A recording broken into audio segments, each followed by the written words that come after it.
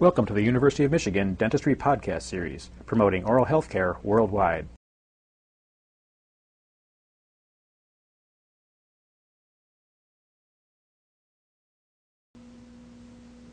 This carious lesion requires a Class 1 restoration. There is staining of the fissures and pits, and the explorer can penetrate and catch. The tooth being worked on is a second molar. However, it has been mounted in the first molar position in this instance in order to facilitate access. This leaves an open distal contact. The tooth is in contact with the opposing arch. As a guide for cavity preparation and restoration, mark the centric stops with articulating paper by tapping the teeth together. These blue marks show the supporting cusp on the bicuspids and molars. The centric stops are compromises on the inclined planes of the mesial buccal and also the distal lingual incline of the molar.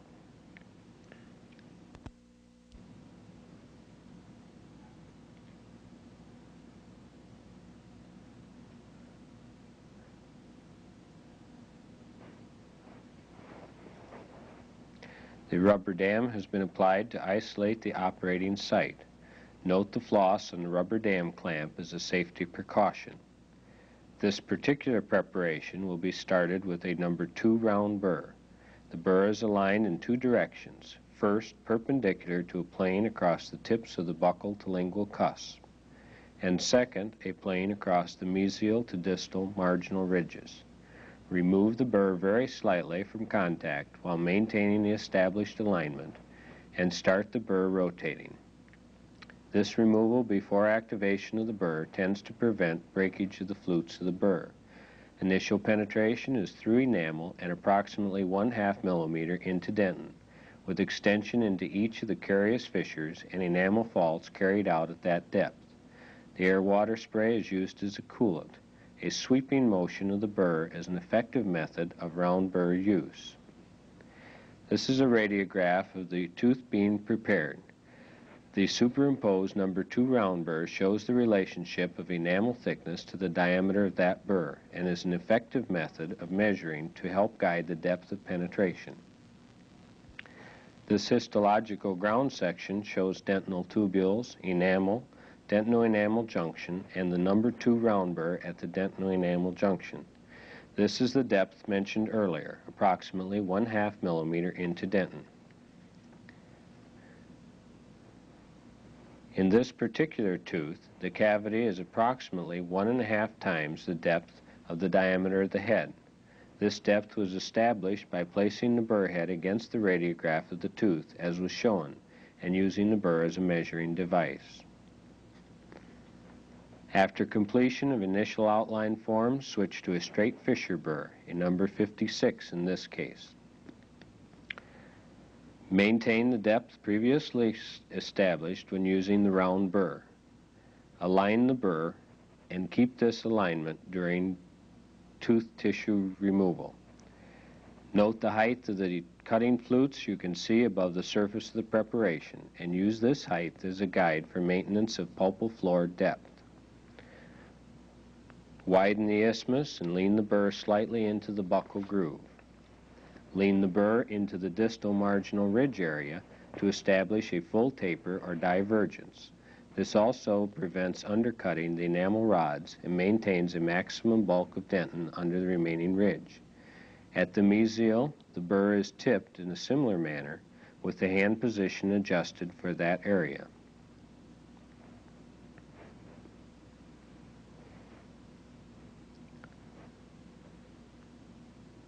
This histological section shows the relationship of the fissure burr to the direction of enamel rods in the marginal ridge area.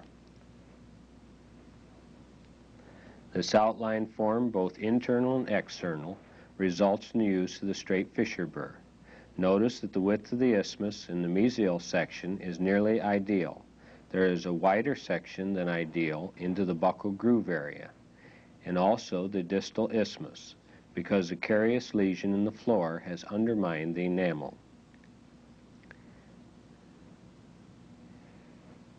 In the lingual groove and central pit area, there is a small whitish area of enamel still present beneath the arrow. This is not ideal and the cavity needs to be deepened slightly.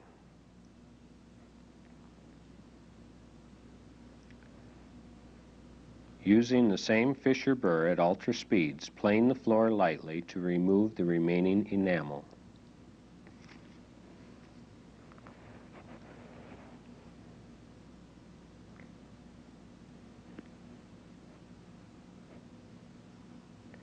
Refinement and retention are done using a slow-speed handpiece and a straight Fisher burr. Use a two-handed approach with the fingers of the left hand steadying the head of the handpiece. While refining the preparation, pulpal floors, walls, and margins, the burr is tipped slightly at the distal marginal ridge area in order to prevent undermining the enamel rods. Lean the burr slightly toward the buccal wall and more exaggerated into the buccal groove, again because of the pattern of the enamel rods. The slow-speed handpiece should be run fairly rapidly with a light touch during the smoothing procedure, while proceeding completely around the preparation. Slow rotation may result in irregularity of the wall outline. This is the outline form after refinement. Again, note the walls are smooth. The isthmus is nearly ideal on the mesial, but wide on the distal. Now that the external and internal outline forms have been established, caries removal is carried out. Caries remain in the distal and buccal areas.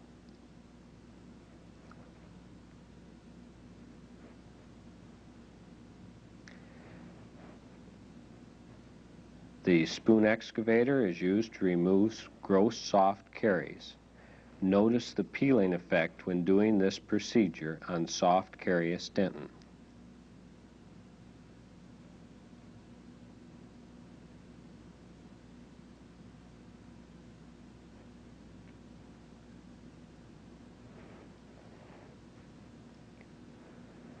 After the gross caries have been removed with a spoon excavator and the remaining tooth structure beneath feels fairly firm, check the soundness of the dentin with an explorer.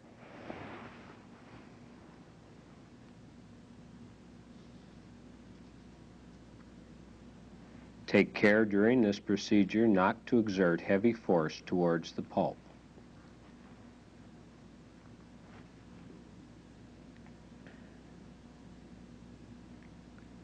A large round burr is now used in a slow-speed handpiece. In this particular case, a number 4 round steel burr has been chosen to remove the remaining caries. It is operated at a fairly slow speed using a brushing action, with air used intermittently to blow away the debris. Remove all the peripheral caries, progressing towards the deeper center portion of the carious lesion.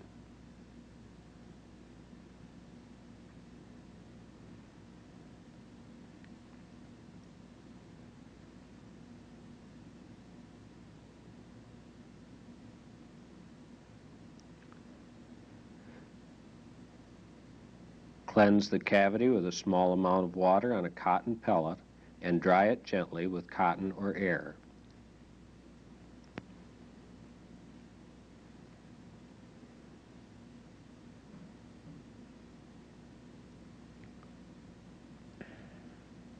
Check this again with the explorer to make sure all caries have been removed and only firm dentin remains.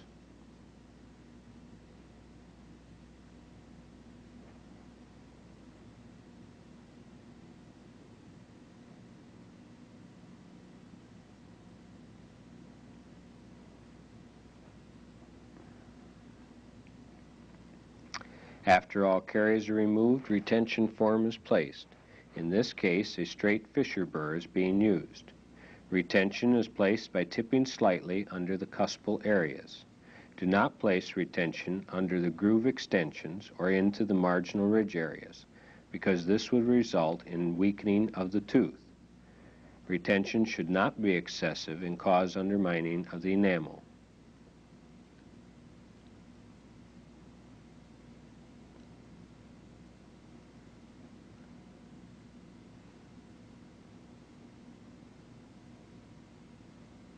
Cleanse the preparation with water on a cotton pellet and again dry carefully.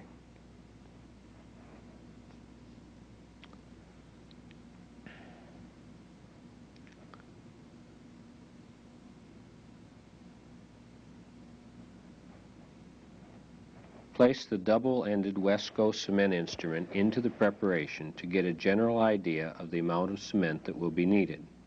Since B&T is being used, cavity varnish is not required at this time.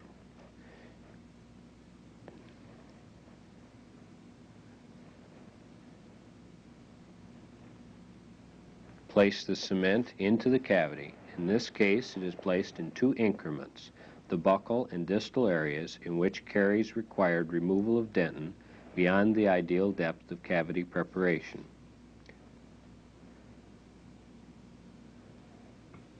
Coat the instrument with cement powder and adapt the cement into the pulpal floor area that has been extended in the caries removal operation.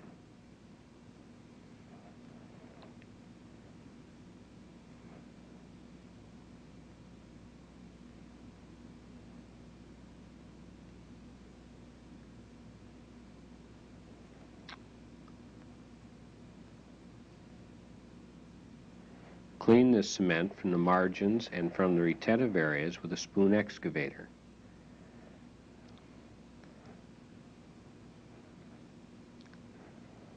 Be sure to remove the cement from all the areas of retention.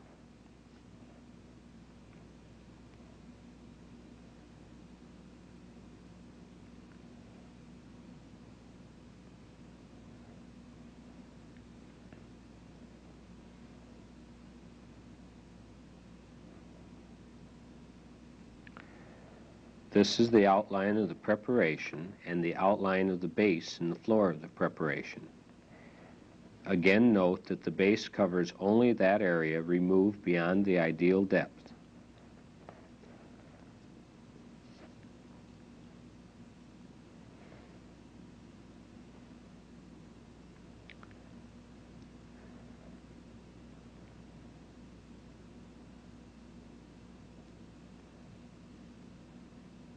Apply cavity varnish to the entire cavity preparation, including the walls, floor, and margins.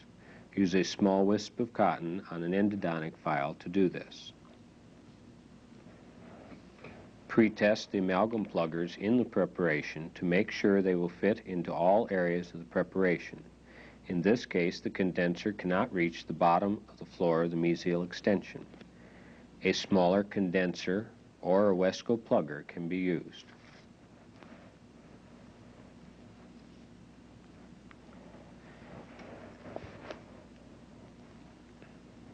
Pre-try the carvers at this time also. A number 26 spoon is being used for this preparation. Ride the spoon on the marginal area and not into the preparation itself. Try the 5C carver, the discoid end being used here.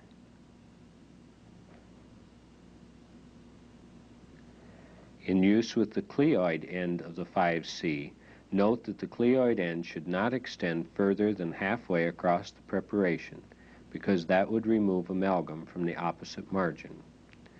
Place an increment of amalgam into the central area and begin condensation. Condense with a firm, rocking motion.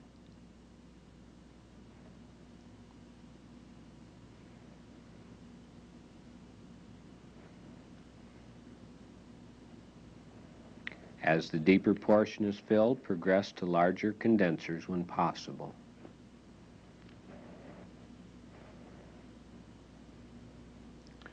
The preparation should be overfilled.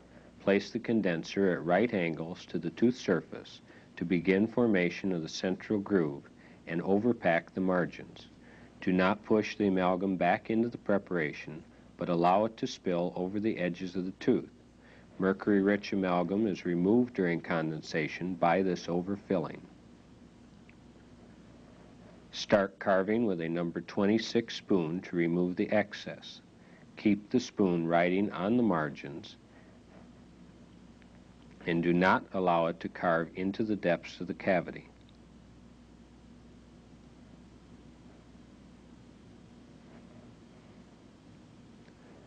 Carefully carve around all the margins, progressing around the preparation in an orderly manner.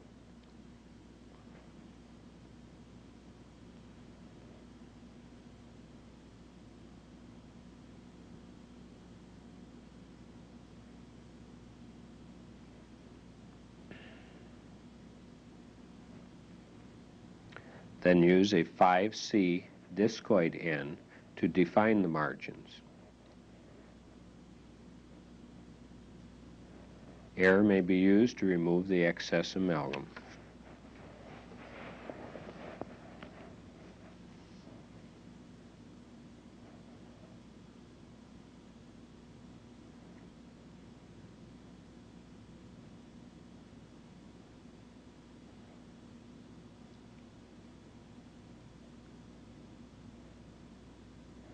The cleoid end of the 5C carver is used to define the central groove, the lingual groove, and also the buccal and supplemental grooves.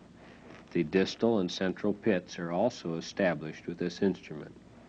Again, note the cleoid end should not extend further than halfway across the preparation, because that would remove amalgam from the opposite margin.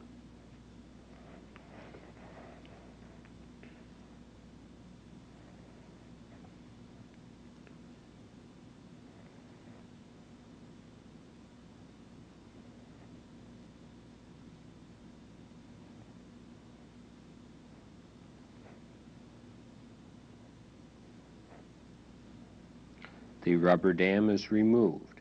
Check the occlusion by tapping the teeth together lightly. Examine the restoration for burnished areas resulting from contact.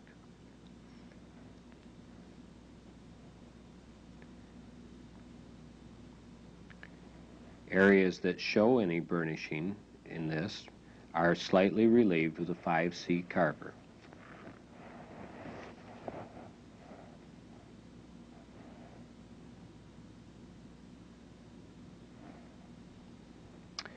Check the occlusion again by tapping the teeth together gently with blue carbon paper. This particular restoration has a very dark blue contact area which needs to be relieved slightly, since all of the contact areas should have a uniform density of color from the carbon.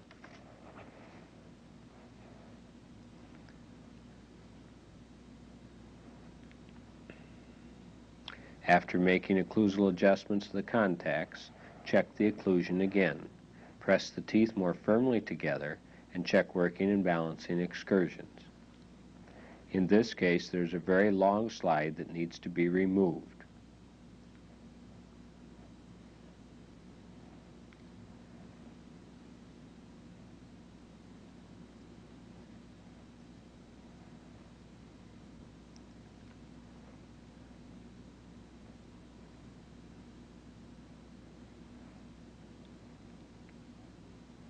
After the adjustments have been made, check the occlusion again, always being sure to include working and balancing excursions. The entire restoration is burnished using a conical burnisher or round ball burnisher after the occlusion has been established. Accentuate the grooves and do not burnish heavily in the centric stop areas. A thorough burnishing will greatly minimize the time needed to complete the finishing and polishing at a subsequent appointment. Finishing and polishing should take place a minimum of 24 hours after placement of the restoration.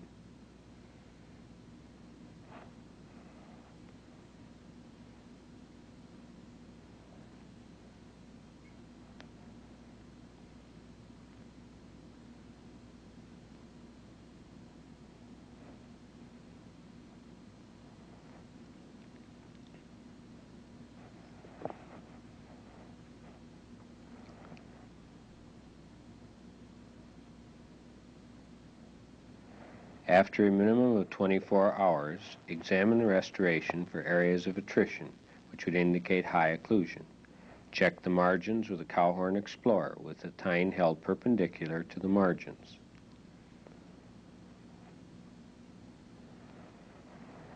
Check the occlusion with carbon paper, including working and balancing excursions.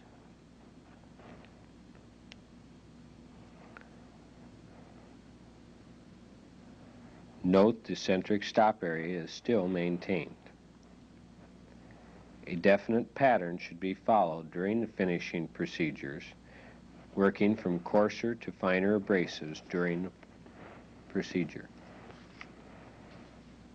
With a slow-speed handpiece, start finishing by using a small round finishing burr to accentuate the grooves. Operate the burr at a fairly rapid speed using a very light brushing action. Use this small round finishing burr only in the deep grooves and not across the broad surfaces of the restoration.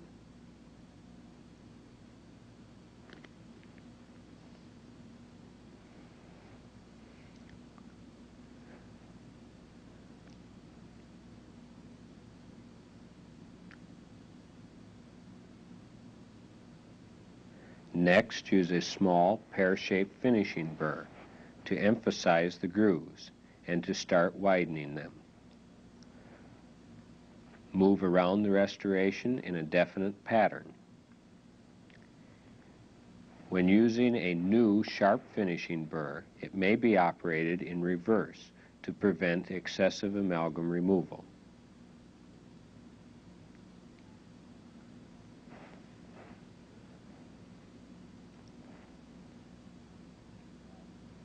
Lastly, a large pear-shaped finishing burr is used with a light brushing action over the rough surfaces of the restoration. Take care not to destroy the centric stop areas by over-finishing with the burrs.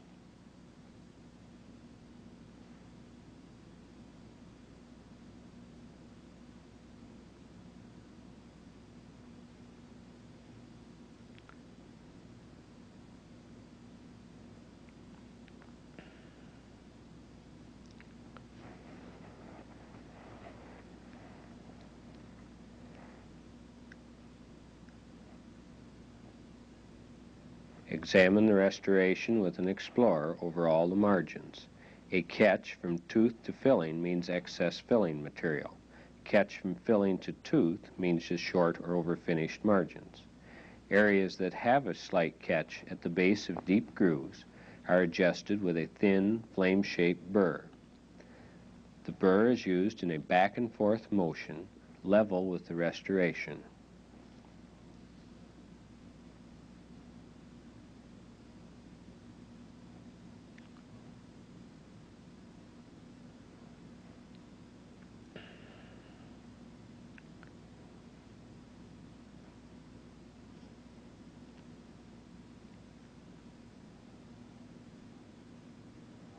Begin the polishing procedure with a slurry of XXX Silex on a black rubber cup. Follow the contours of the restoration. Place the cup into the grooves and around the cuss tips so as not to destroy the anatomy built into the restoration.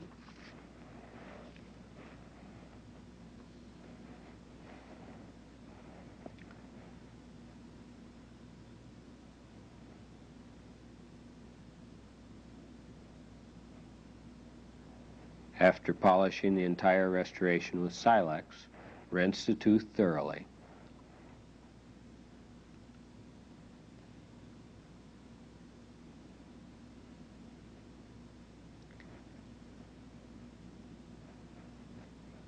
Place a clean, fresh rubber cup in the handpiece. A slurry of tin oxide is used for the final polish. If a fresh rubber cup is not used or the tooth not rinsed thoroughly, the remaining particles of silex will scratch the final polish produced by the tin oxide. Follow the anatomy again in the final polish.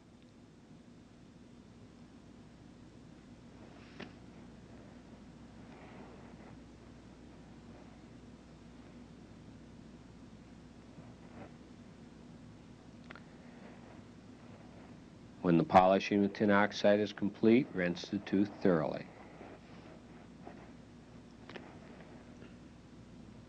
Make a final check on the margins with an explorer.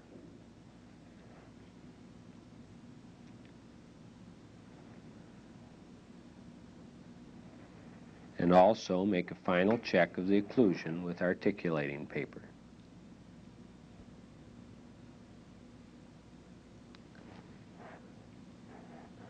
This concludes the Class 1 amalgam, and would provide a patient many years of service. You've been listening to a presentation from the University of Michigan School of Dentistry, which is dedicated to supporting open learning and open educational resources. This recording is licensed under the Creative Commons. It may be reused and redistributed for nonprofit use. Please attribute materials to the University of Michigan School of Dentistry and redistribute under this same license. For more information on how this and other University of Michigan School of Dentistry recordings may be used, visit www.dent.umich.edu/license.